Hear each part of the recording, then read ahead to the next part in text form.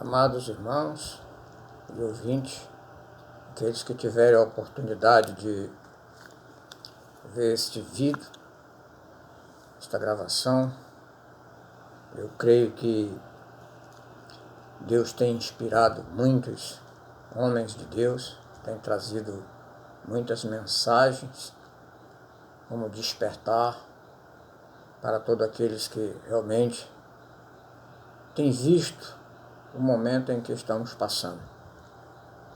É evidente que esse momento tem sido alarmante e às vezes não dá nem para entender porque nós chegamos a esse nível. Porque as pragas, elas existem, não é de hoje. Desde que o homem saiu do jardim do Éden por errar, a Bíblia fala que as pragas viriam sobre ti. Foi o que deixou escrito Deus na vida de Adão com a sua família. Então não é comum. No entanto,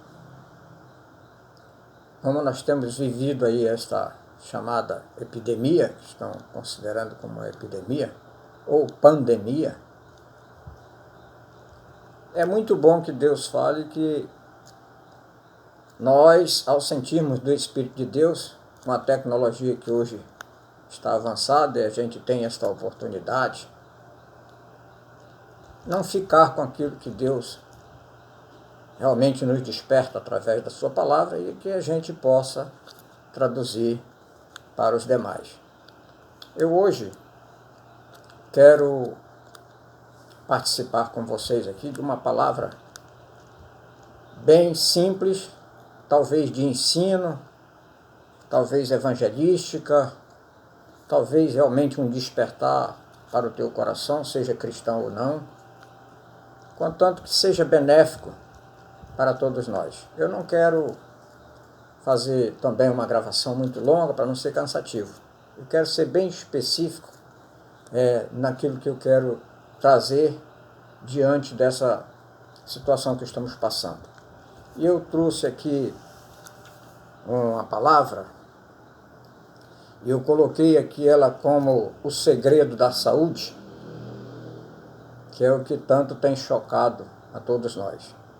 Antes de mais nada, eu quero dizer para vocês que um dos principais desejos de Deus na vida dos seres humanos sempre foi, é e sempre será uma vida saudável, uma vida de saúde. Foi o que aconteceu no Jardim do Éden. No entanto, o mundo hoje jaz o maligno e tem os transtornos no meio social e na própria natureza. Os distúrbios que a natureza sofre também, às vezes ela responde. E nós, como fazemos parte do meio, muitas das vezes sofremos com as consequências. Isso não significa que Deus nos abandonou. Não nos abandonou. Tanto no Antigo como no Novo Testamento, Deus sempre traz a mensagem para que a gente busque Ele. Jeremias 33:3 diz: clamas a mim e eu respondeste-ei. Se nós formos para o Novo Testamento, a palavra de Deus no Novo Testamento é: pedi, dá-se-vos-á. Então, é no passado e é no presente. É só querermos. Isso tem uma condição. Condição simples. Eu vou ler uma passagem bíblica aqui e quero me ater dentro desse texto sagrado que trata exatamente de uma vida saudável, de uma vida de saúde. Eu convido você a meditar em Êxodo capítulo 15, versículo 26, preste bem atenção no que diz. E disse se ouvires atento a voz do Senhor teu Deus, e fizerdes o que é reto diante de seus olhos, e inclinares os teus ouvidos aos seus mandamentos, e guardares todos os seus estatutos, nenhuma das enfermidades porei sobre ti, que pus sobre o Egito, porque eu sou o Senhor que te sara. Eu quero tirar desse texto aqui 3 aspectos: retidão, obediência e harmonia com Deus. A Bíblia nos é enfática em relação à retidão. Por que a retidão? Porque a retidão, ela faz nós alcançarmos a bênção de Deus. E é aqui que eu quero frisar. Exatamente. Como a retidão nos dá essa vitória? No Êxodo 23, 25, aqui na nossa Bíblia, diz assim, ó: e servireis ao Senhor vosso Deus, e Ele vos abençoará o vosso pão e a vossa água, e eu tirarei do meio de ti as enfermidades. Está aí o antídoto, está aí o remédio que nós precisamos, que é a questão da retidão.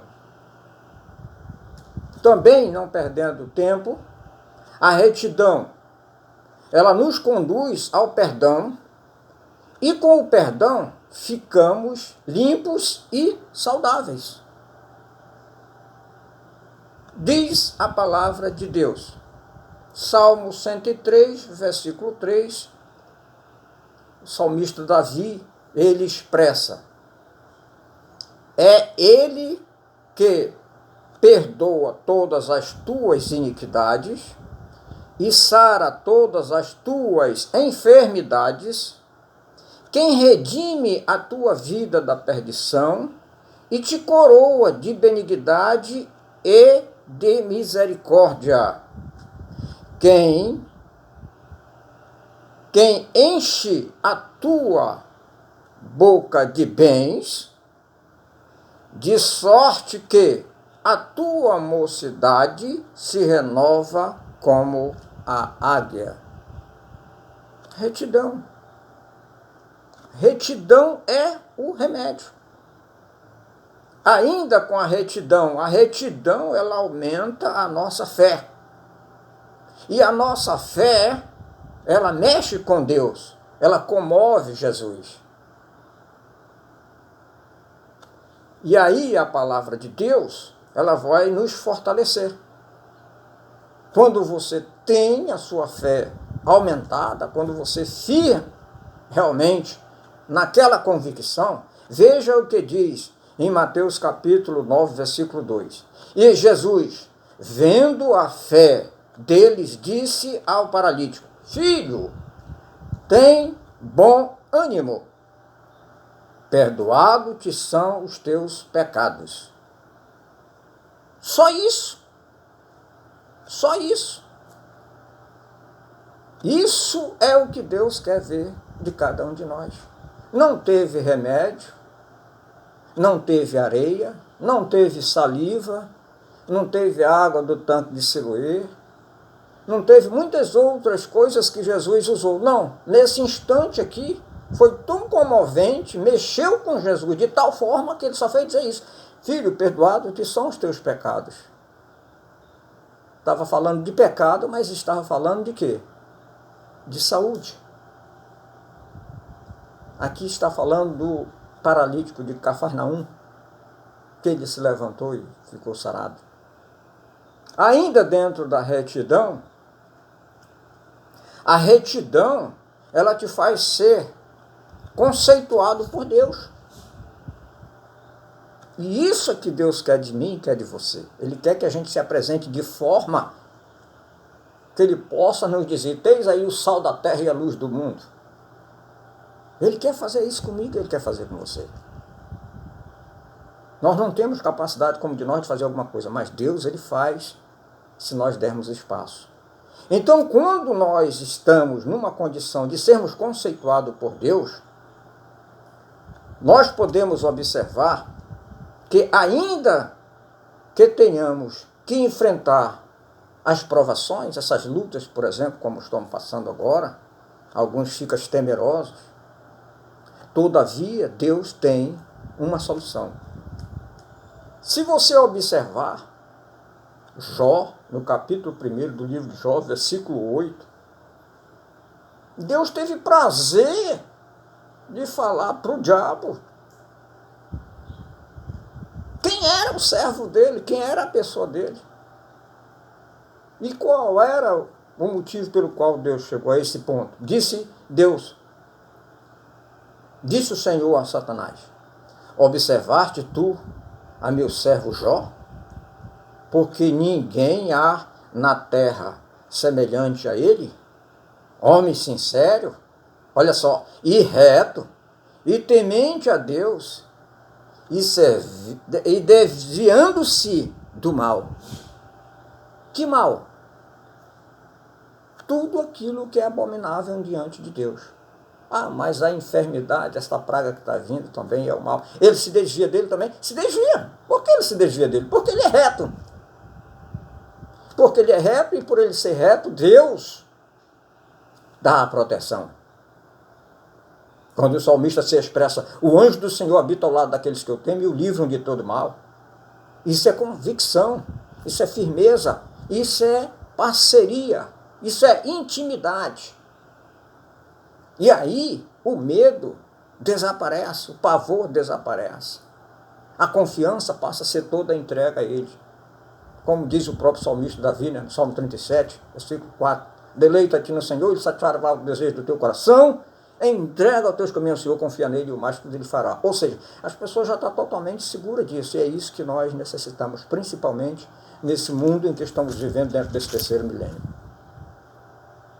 Se você atentar essa questão de Jó, que maravilhas!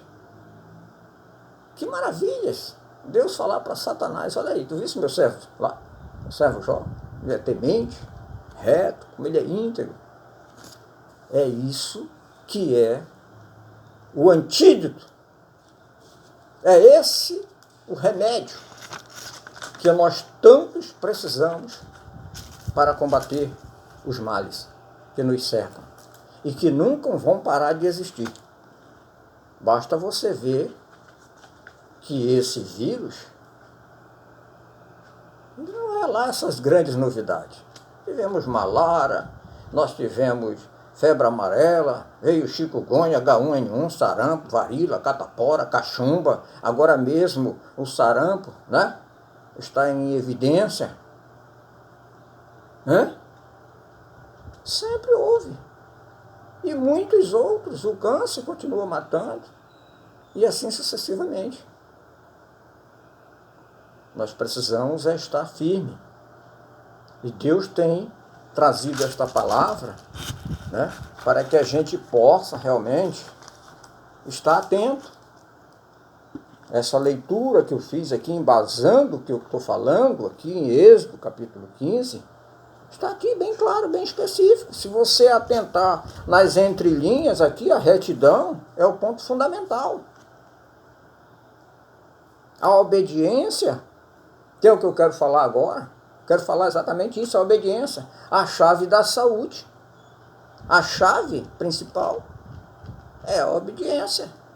É tipo o médico, não adianta você ir no médico, o médico faz a consulta, um psicólogo te ouve, passa os exames, contasta o que é o problema, passa o remédio, você não tem confiança, você não toma. Então você não vai ficar saudável. Ah, mas Jesus cura? Sim, cura.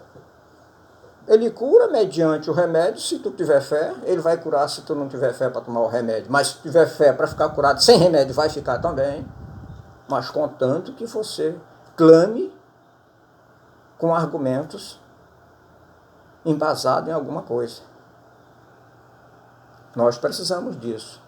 A obediência a Deus, ela nos coloca na história. Esse é um ponto fundamental. Por que chegou até os dias de hoje a palavra?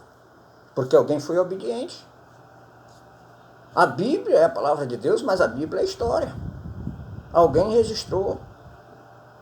Alguém colocou em evidência, e o Espírito Santo e o Filho, que está conosco todos os dias, ele continuou confirmando e continua confirmando até hoje. Se você for para aprender matemática e não acreditar que 2 mais 2 é igual a 4, não vai funcionar, não vai resolver nunca. Mas se você crer, você vai chegar à conclusão que realmente é 4. Assim é a palavra de Deus. Se você diz e acredita na palavra de Deus, você vai obter vitória.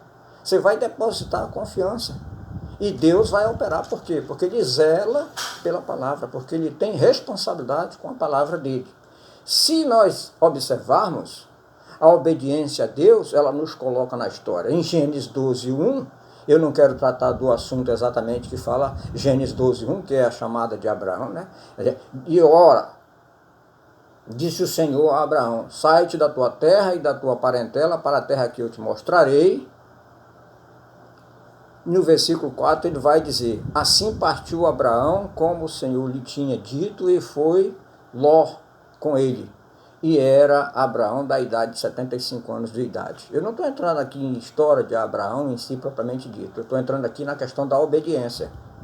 Se você lê o texto sagrado, Deus não disse que local era, como era que ia ser, Deus só mandou ele e ele obedeceu e foi. Já passaram décadas, séculos não, só passou milênios. E nós estamos tratando aqui da questão de Abraão. Foi considerado, inclusive, o pai da fé. E é assim que sucede na vida daqueles que realmente crêem. A obediência a Deus é ter prazer na lei do Senhor.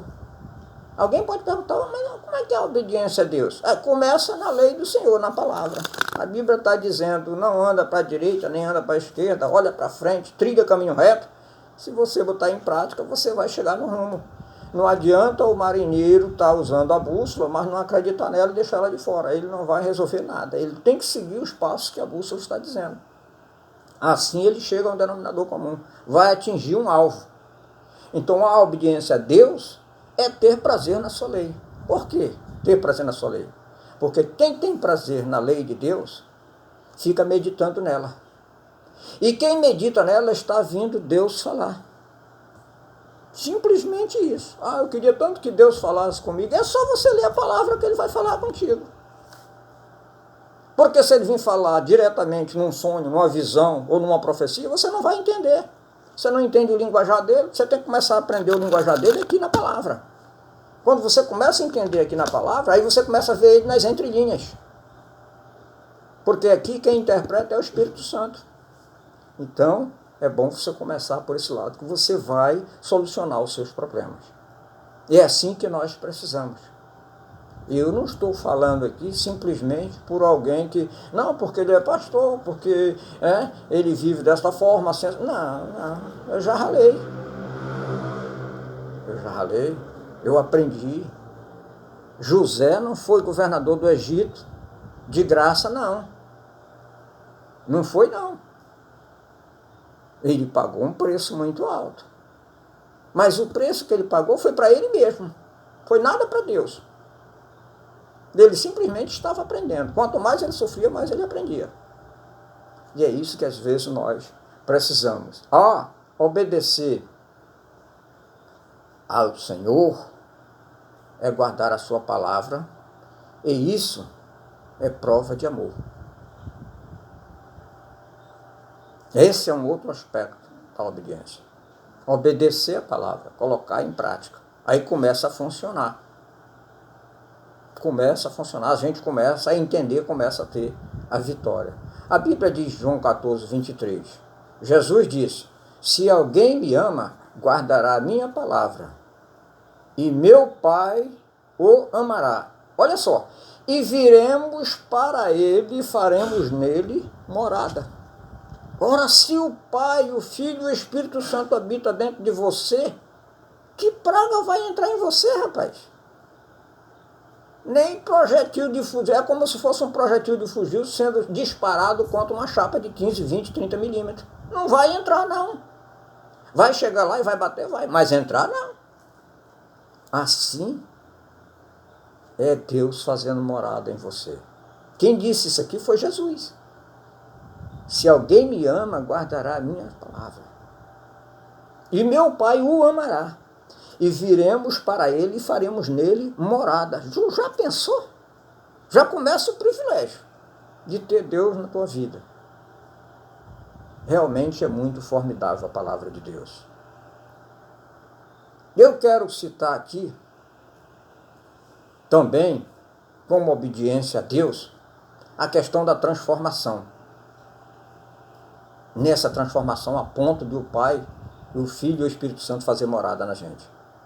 João 15, 7 diz: veja bem o que a palavra vai dizer quando você realmente permite Deus morar em você.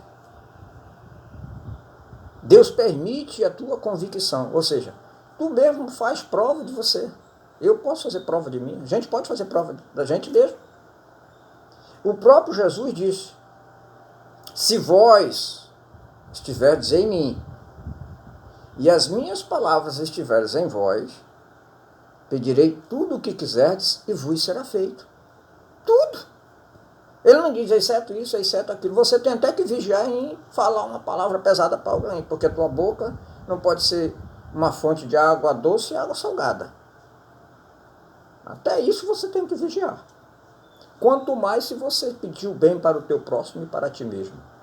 Deus honrará com a palavra. E esse é o momento de vivermos.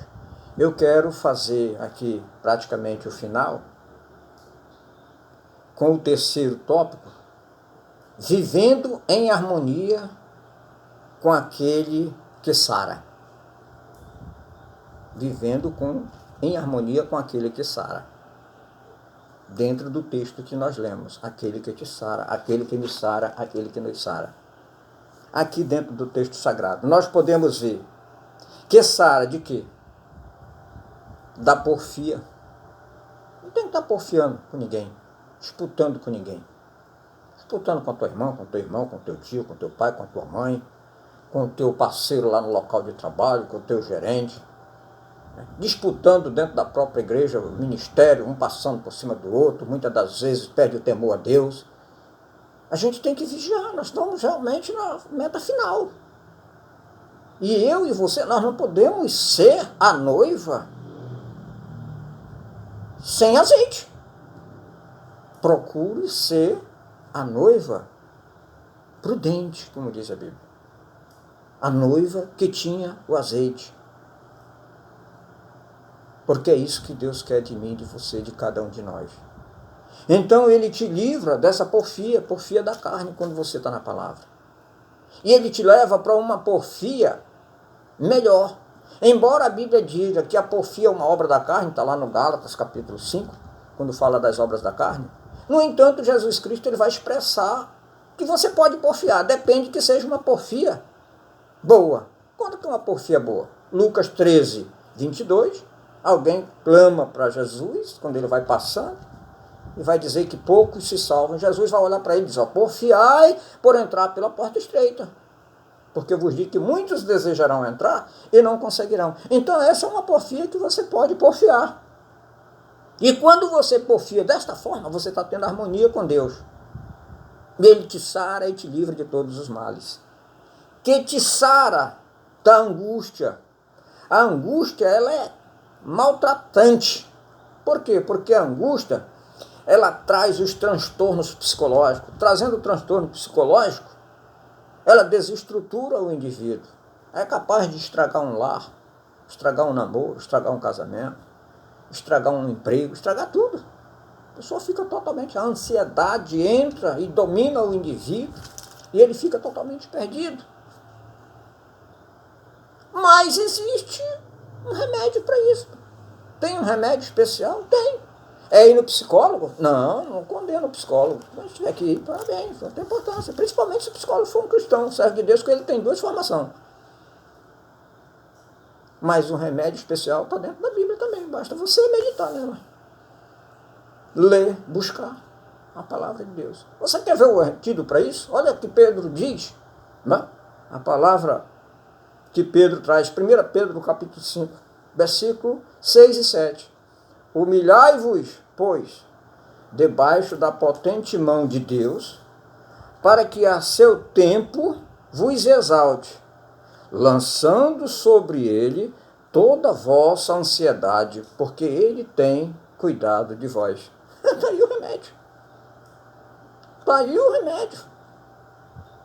Deus não nos deixa perdidos. Deus nunca deixou o ser humano sem orientação.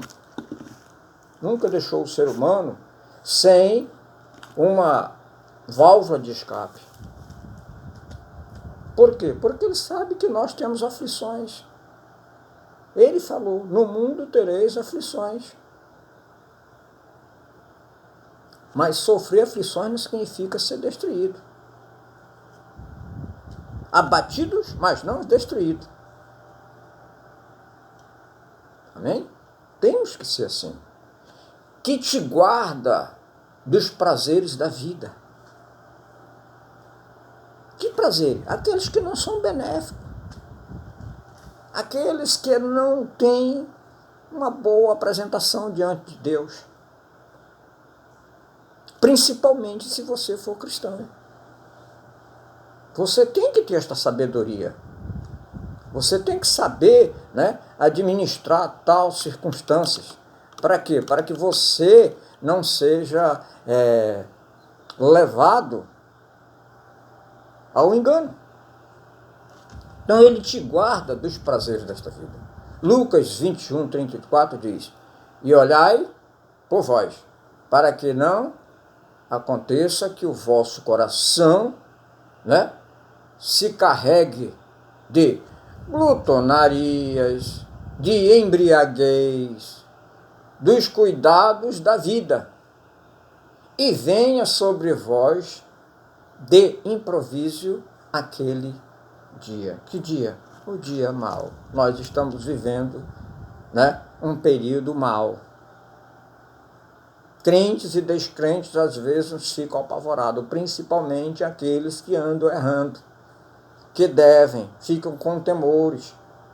Não estou aqui criticando a pessoa que vai ali, né, dentro do banco, que vai no hospital, que vai não sei aonde, coloca uma máscara. Poxa, isso aí é ignorância, nós não devemos ignorar isso. Você não tem? Amém, Senhor, me guarda, porque eu não tenho, nem tenho condição de comprar. Parabéns. Mas se você tem, seja prudente. A Bíblia diz, simples como a pomba e prudente como a serpente. Use. Compre, use. Não pratique a ignorância. Não se trata simplesmente de não confiar. Não, não é isso. Não é isso. Não é isso. Sabe porque eu sou cristão, eu vou descer nas profundezas do mar? Não, quando eu vou descer nas profundezas do mar, porque eu sou mergulhador, mas eu tenho que usar meus equipamentos tudinho. E tem que estar bem de saúde. É assim que funciona.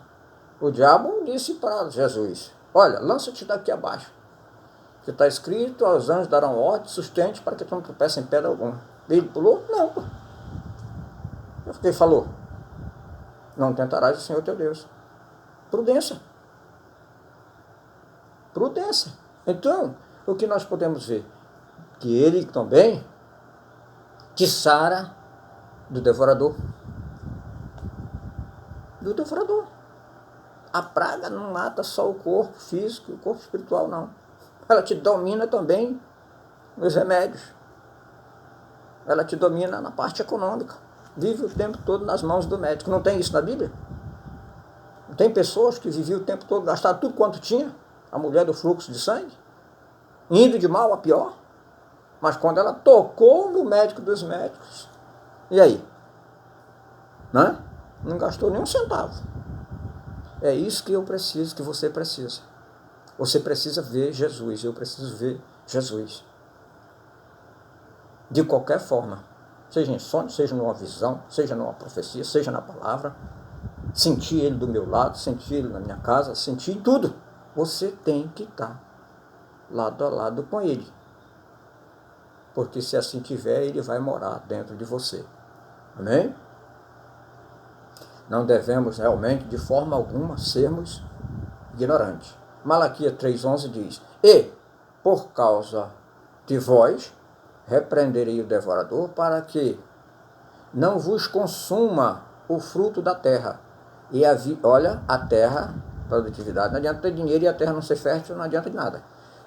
Da terra, e a vide no campo não seja estéril, ou seja, a árvore toda bonita e não produz nada. Jesus condenou uma árvore que não tinha nada. Diz o Senhor dos Exércitos. Então eu quero concluir aqui, no final dessa palavra, desse desejo que isso venha tocar e servir para ti em alguma coisa.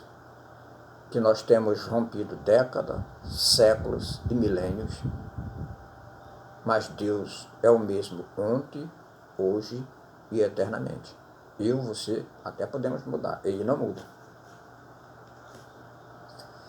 Temos que praticar esta aliança, uma aliança de retidão e de obediência.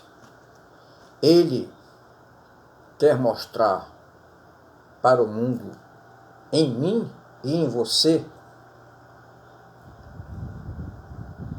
o poder que ele tem e quem ele é. Ele quis mostrar isso para os egípcios através do povo dele que lá estava. Ele ensinou o povo dele, mas através do povo dele, sendo aprendizados, ele também mostrou para os egípcios que ele é Deus.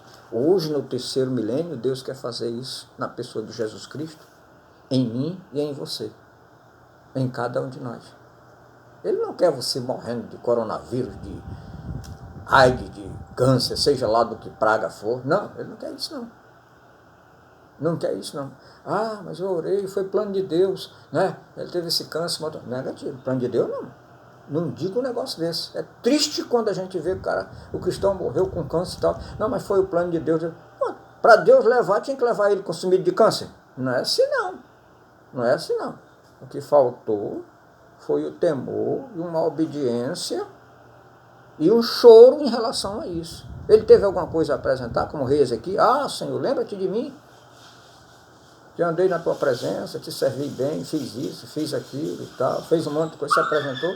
E Deus mandou o profeta Isaías voltar lá e multiplicou os anos de vida dele. Deus quer fazer isso na minha vida e na sua vida. Amados irmãos, receba esta palavra, que Deus venha operar nos vossos corações. Eu creio que isso vai servir para você, porque eu estou dizendo aqui. Eu estou dizendo aqui porque serviu para mim. E se serviu para mim, consequentemente, vai servir para A, ou para B, ou para C, ou para o Y, lá no final do alfabeto. Mas vai servir para alguém, serve.